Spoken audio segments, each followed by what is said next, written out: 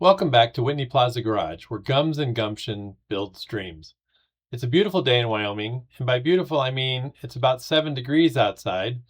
The wind is doing Wyoming wind things, and tonight it's supposed to drop to about 11 below. So naturally today we are working in the shop. The heater is on, the coffee is doing its best, and the front suspension parts still have not shown up.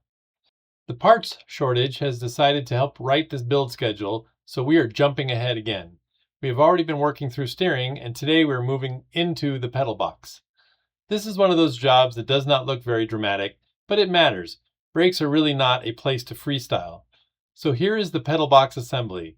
Because this truck is getting an automatic transmission, we do not need the clutch pedal. So the clutch pedal comes out first, and what we are left with is a brake pedal assembly. I have already drilled the small hole for the brake light sensor bracket, installed the 10mm screw, and mounted the brake switch sensor. That gets us ready for the next step, setting up the master cylinders. The manual calls for removing 5/8 of an inch from each end of the threaded rod. So before anything gets mounted, both of these rods need to be marked, held securely, and cut and cleaned up. This is where soft jaws are worth their weight in gold. They let you hold the part firmly without chewing it up. And yes, eye protection. Anytime the grinder comes out, the safety glasses go on. One important little detail from the manual: leave the nut on before cutting the rod. That way, after the cut is made and the end is cleaned up, backing the nut off helps straighten and clean the threads. It is a small step, but it can save you from turning a simple cut into a thread-chasing adventure. Next up are the brass brake line adapters. These thread into each end of the master cylinder, and once they are tight, they need to be oriented upwards in the same general direction. Again, the soft jaws make this a lot easier because the master cylinder can be held steady while the fitting is tightened. The next part is not hard, but it's a little fidgety. If you push the rod all the way into position too soon, there is not enough room to get the nut started. So the trick is to leave the rod loose enough to start the nut and washer, and then pull everything into position and tighten it down. A small 1/4-inch wrench helps here because the threads are stiff enough that fingers alone are not going to get it done. The goal is to bring the hardware into position so the rod sits correctly and the bolt comes flush to where it's supposed to. Not complicated, just one of those steps where an extra hand would be nice, and since I apparently did not grow one overnight, we'll work through this one piece at a time. Once the master cylinders are mounted, the caps go on.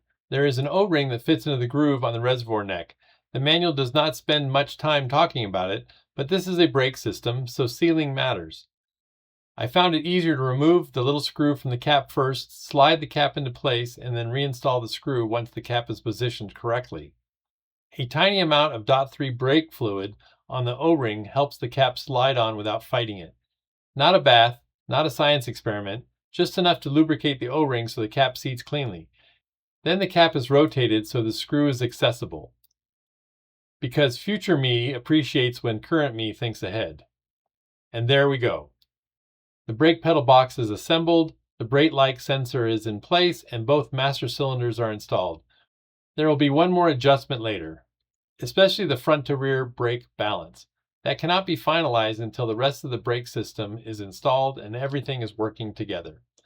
It is a little like dentistry. You can get the crown made and seated, but the final adjustment comes after everything is in place and the bite tells you the truth. Same idea here. We got this part built as far as it can go for now, but the final tuning comes later. And next time, we're going to get into suspension, assuming the parts actually show up. Anything worth doing is worth doing well, whether it's teeth, trucks, tractors, or tools.